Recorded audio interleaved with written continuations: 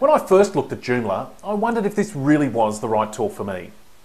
This lesson helps you to understand the main benefits of Joomla over the two other main contenders, WordPress and Drupal.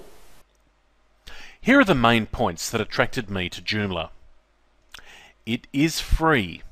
Many of the sites I develop are low cost, so I needed a low cost CMS. Joomla is free, which allows me to use it for even the most basic of sites. It's also cross-platform. It doesn't matter if you use a Mac, PC or Linux, you can use Joomla. As the site development is done at the server, it doesn't matter what computer you use. And when it comes to hosting a Joomla site, you can choose a host that uses the Apache server, which usually means Linux, or Windows IIS. Most Joomla sites are hosted on Linux-powered servers. Support. The greatest criticism of open source applications is the lack of support.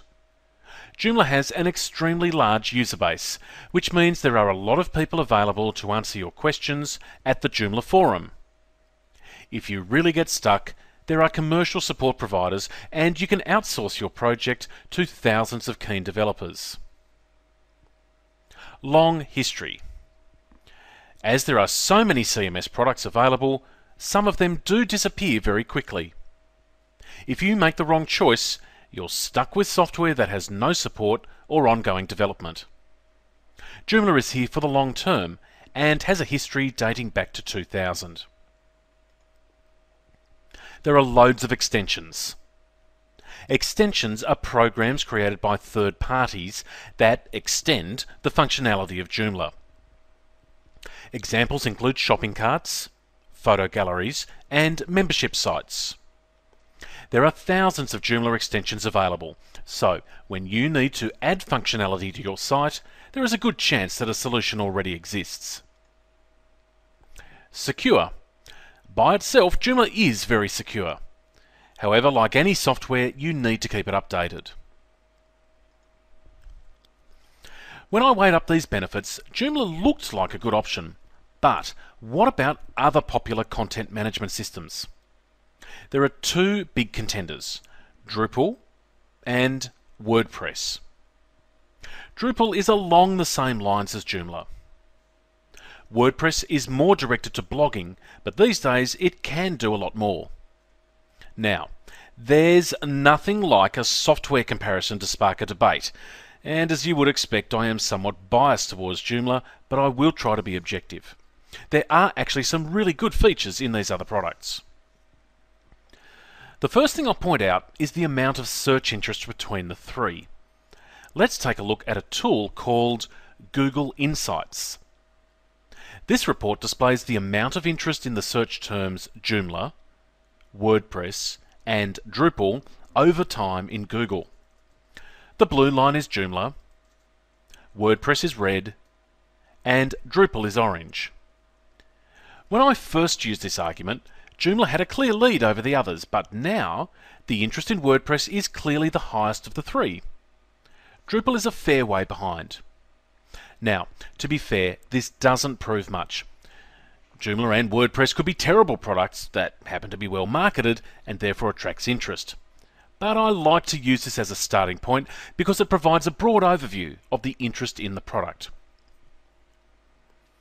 Now, let's take a closer look at the other main contenders, and I'll start with Drupal. Broadly speaking, Drupal is more developer-orientated, and Joomla is more user-focused. Developers who favour Drupal do so because they find it easier to manipulate and create new functionality. However, if you're not a developer, you will find it harder to learn to use Drupal than Joomla. One advantage of a CMS is you can restrict who can and cannot view and edit content. Although Joomla always had this ability, Drupal used to be much stronger in this area. However, Joomla 1.6 includes a comprehensive access control list feature that gives site owners a lot of flexibility. The biggest criticism of Joomla used to be the way it stored content, and the Drupal system was more flexible. However, once again, Joomla 1.6 has solved this by introducing a new nested category solution. So the main criticism that Joomla used to receive against Drupal has been resolved with version 1.6. However, it is still fair to say that some developers prefer the way Drupal works over Joomla. And if you're a developer just building sites for yourself, then this might be a good reason to choose it. But if you're not a programmer, or you are building sites for others, then Joomla is a better option. You or your client will want the easiest experience to build and maintain content, and Joomla is the best in this regard. Another big point in Joomla's favour is its popularity. This means that there are fantastic extensions available, including e-commerce, document management, and community sites. Also, a CMS displays its content using a template design that you either create or you obtain from a template provider. When you're starting out, there's a good chance that you'll use a pre-made template, and there are far more templates created for Joomla than Drupal. If you're a web developer, you can use Joomla's popularity to help sell your services. Your customers will feel more at ease if you tell them that you use the most popular CMS that is supported by thousands of developers. That means if they ever want to change developers, then it will be easy to find someone else to take over their website.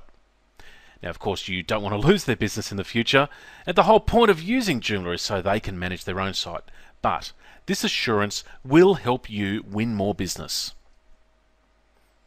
Now, let's have a look at WordPress. WordPress is designed to help people create blogs, and overall it is an excellent product. WordPress is regarded as the best blogging platform.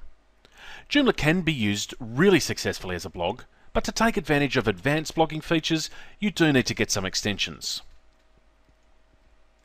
WordPress is a simpler product than Joomla, and as a result, the interface doesn't need as much functionality, so it is easier to use than Joomla. WordPress has add-ons available, but you'll never experience the full functionality than you do from a fully functional CMS like Joomla. This became less so with the release of WordPress 3, but Joomla is a much more comprehensive CMS. If you purely want a blog, then WordPress may be the better option. However, many bloggers find that they want to do more in the future. I found that it made more sense to start with a platform that provides the flexibility to add functionality in the future. So, there's a quick wrap-up of why I went with Joomla. It can take a little while to get your head around it, which is why you're watching these videos. But once you've set up your first site, I'm sure you'll love using it. The next lesson explains what software and other requirements you need to build a Joomla website. By now, you should be getting a good feeling for what Joomla can do and why it's a good choice for all sorts of websites. We want to be your partner on your Joomla journey, and one of the ways we do this is with our weekly newsletter. Our readers regularly tell us that it's one of the few newsletters they remain subscribed to because it always contains useful tips, reviews, interviews and special offers. We mostly talk about Joomla, of course, but we also throw in the occasional general advice on how to improve your online presence. Visit our website now by clicking the link you'll find on this page, look for the newsletter link, and note that when you subscribe, we give you access to some very important Joomla tutorials for free, along with some other goodies. The next lesson walks you through the requirements for a Joomla website.